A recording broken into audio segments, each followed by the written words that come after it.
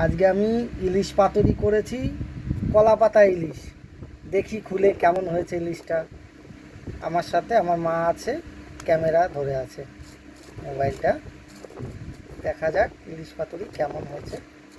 একটা ধারও নেই, যাই হোক আস্তে আস্তে খুলছি। জানি না কেমন হয়েছে, তবে বন্ধুরা আমি এর আগেও করেছি, এরকম সিস্টেমে কখনো করিনি, অন্যরকমভাবে করেছি। তোমরা তো কম বেশি জানোই যে আমি নিজে রান্না করতে একটু বেশি ভালোবাসি।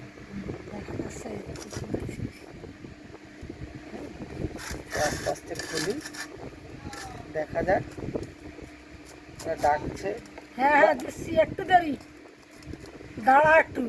একটু দাঁড়া, ঠিক করে ধরো ক্যামেরা। হ্যাঁ হ্যাঁ, কাটতে হবে আস্তে আস্তে।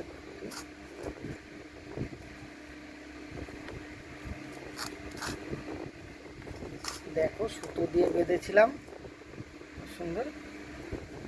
দেখা যাক খুলে কিরকম হয়েছে। কলা পাতায় ইলিশ পাতুরি।